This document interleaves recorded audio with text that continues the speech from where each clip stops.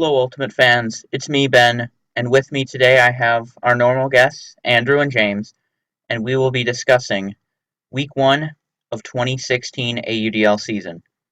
Now, to start off, we're all very excited for this season to start to bring you guys the best content possible.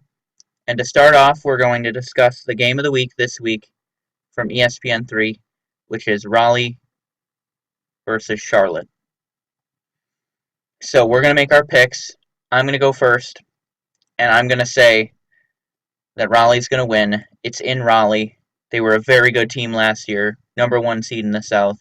Charlotte hasn't really proven themselves yet, even though they have a very good cast of players.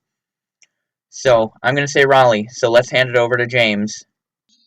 Hello, everybody. I am James Smith, the Southern Division analyst for the Ultimate Show. So, I know you guys are excited for opening weekend. I know I am. And of course, there are 3 Southern Division games slated for Saturday. We have Charlotte at Raleigh, Nashville at Atlanta, and of course, Austin at the Dallas Roughnecks. So, I'm going to analyze these games and just pick who I think is going to win them. So I'm going to start with the ESPN3 game of the week, Charlotte at Raleigh. So honestly, this is a new season, which means new hope for Charlotte and hopefully old things happening the same for Raleigh, who was the defending Southern Division champion last year with an 11-3 record, while Charlotte was 4th place in the South last year with a record of 2-12. Now, honestly, this is Charlotte's chance to prove themselves in the South by going up against the defending Southern Division champions. Can they do it? Maybe, maybe not. I think the main thing Charlotte's going to have to do is learn how to stall Raleigh's offense.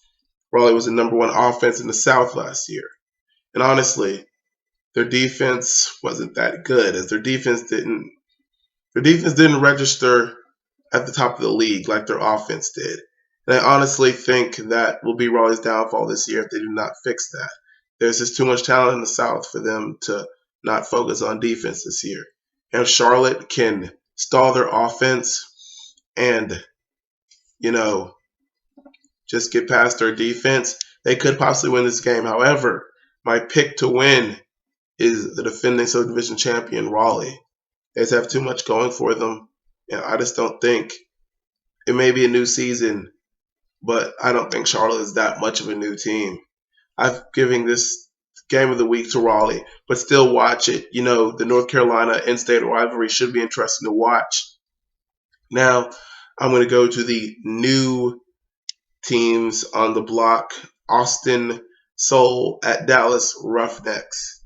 Definitely a game to watch. I mean, if you're able to get to Dallas, definitely try to watch this game. This is the new juggernaut in the South, as they say. And Austin is a new team as well, trying to prove themselves by going up against Dallas. Again, in-state, this is going to be a rivalry game. I mean, in-state is always a rivalry, if you ask me, because in-state games are just fun to watch. Now, there's not too much going for Austin or Dallas because you don't know too much about these teams. You know that Dallas has the squad. You know that. But honestly, I think Austin can be favored in a situation because when you think about it, the media hasn't covered Austin as much as Dallas. While with the media covering Dallas, everyone has game plans to try to stop them. Everyone knows what they need to do to try to get to Dallas. No one knows a scheme for Austin because no one knows what to expect from Austin. So I can favor Austin's situation. However, I'm going to go with Dallas winning this game. I don't want to give a margin of points here, but I do pick the Roughnecks to win this first game against Austin. And of course, last game, Nashville against Atlanta. I don't know if you guys pay attention to AUDL social media, but Nashville, Twitter, Facebook, they've just been hashtag beat Atlanta, hashtag. It's just, they want to beat Atlanta so bad. This is a fun rivalry to watch. These two teams hate losing to each other. Of course, Nashville got short end of the stick every single time last year. And as a new team, it's not much to expect. But Atlanta was a new team too. Atlanta pulled in a 10-4 record last year in the South. Nashville pulled in a 2-12 record last year in the South. Atlanta being third place in the South, Nashville being last place. Now, will Nashville finish at 2-12? Maybe, maybe not. You don't know what to expect from them. They pulled in a lot of talent from the local area, so that could favor them. But honestly, Atlanta last year, the number one defense, haven't heard many changes from them. And honestly, I think they can win this game. I mean, I think Atlanta's going to win this game. This is a nice Southern Division rivalry, and it's definitely a physical one. If you've ever seen their games, they really go at it. But honestly, I think I'm just going to have to give it to the home team, Atlanta, here. And Atlanta Hustle beats Nashville Night Watch in the first game of the season. Honestly, this weekend here in the Southern Division is rivalry weekend. Just all of these games are really rivalry games. Even the newfound between Austin Soul and Dallas Roughnecks. In-state should make it interesting. And honestly, I know you guys hate to hear the word physical and ultimate. You hate to hear the word hate and ultimate, but that's what it's going to come down to, because these Southern Division rivalries get very physical because of the hate that these teams have for each other. They just don't like losing. So it's just going to come down to who doesn't want who wants to have bragging rights in the end. Nashville or Atlanta, Austin or Dallas, Charlotte or Raleigh. I made my picks, so that's who I'm going with. But still, if you can, watch any of the games. Of course, Charlotte and Raleigh is the ESPN3 game of the week at 7 o'clock Eastern. Tune to ESPN3, you can watch that game.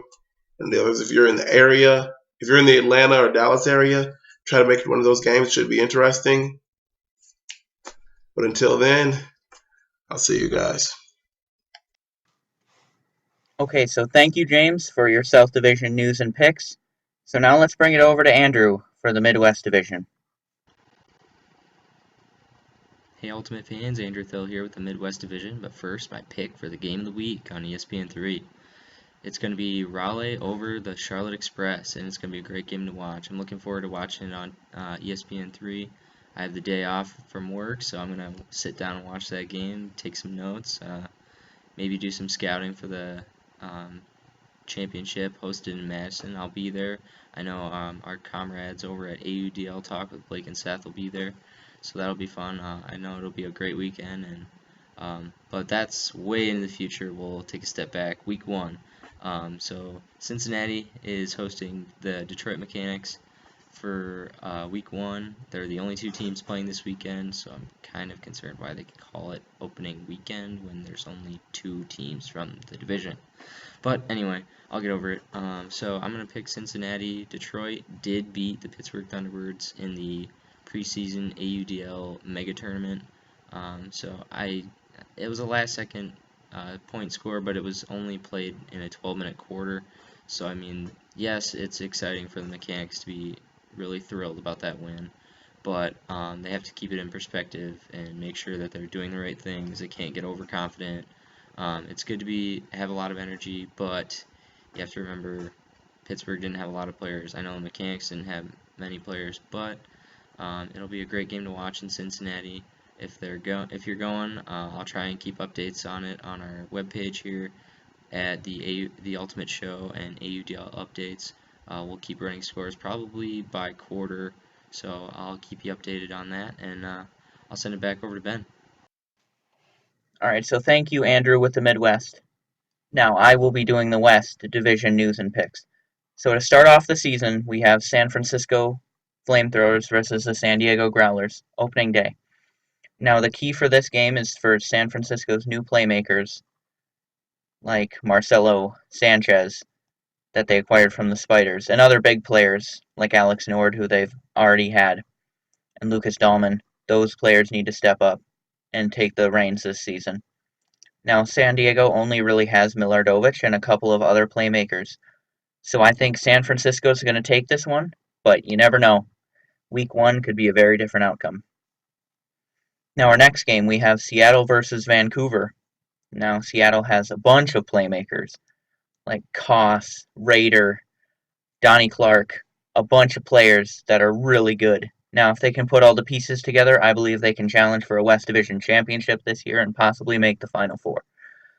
But Vancouver, don't slack on them either because they have Darren Wu and Gagan Chatha. Many people believe that Vancouver could sneak into that third playoff spot this year, but I don't really think they can challenge for a full West Division championship. But I could be wrong, of course. I'm only human. So I'm going to pick Seattle to win this one. Early game, Cascadia border. Should be good. And then the next day, we have the Flamethrowers playing again against the Aviators. Once again, if San Francisco's not too tired, I believe they'll take this one fairly easy. LA doesn't have very many weapons. Jeff Silverman, a couple other guys that are kind of recognizable, but I don't think they'll have the type of firepower that San Francisco does. So I'm picking San Francisco to win that game. So my picks, Flamethrowers over San Diego, Seattle over Vancouver, and San Francisco over LA. So those are my West Division picks. So now, since there's no East games, let's get straight to our closing storylines. So since there are no games in the East, instead, I'm going to talk about the newly released by Evan Lepler top 50 MVP candidates. So to start off, obviously he has Bo Kittredge, which makes sense. Obviously, he was the reigning MVP for 2 years, led the San Jose Spiders to their consecutive titles, 2 consecutive titles. And then he has DiGirolamo after, makes sense, for the Pittsburgh Thunderbirds, obviously. Great huck thrower. I agree with all these. Then Isaiah Massett-Kelly, Toronto Rush, very skilled player. Then Matt Rader for the Seattle Cascades. I'm not sure if I would put him that high at number 4. I feel like there are some other guys that are right behind him that probably should be ahead of him. There's still Jimmy Mickel, Kurt Gibson, and Cassidy Rasmussen that I think should go in front of him, and Misha Freistatter too. Those are all guys that could go in front of Matt Rader. Then again, not really any of us saw Matt Rader play last year except for his one highlight play where he jumped over a guy, literally. And to round out the top 10, we have Greg Cohen. That makes sense. San Francisco is going to have a great team this year. But the one I'm really wondering about is Alan Kolek for the DC Breeze. I've never heard of this guy before, so I'm kind of wondering why he's in the top 10. So maybe he's something to watch out for, and I just have no idea who he is, and he's going to be a rising star. But after the top 10, bunch of good players still that could be in the top 10. Madison Radicals players, Thunderbirds players, Flamethrowers players, bunch of good guys. So if I had to make a pick for the MVP, I would say it'll be Kittredge, just because he has a huge team this year, so it's most likely going to get back to the finals. But if not, we could have a bunch of MVP candidates that have the chance of taking that from him. So we'll see what happens. Comment below who you think will win the MVP this year. So thank you everyone for tuning in. Come back next week for more.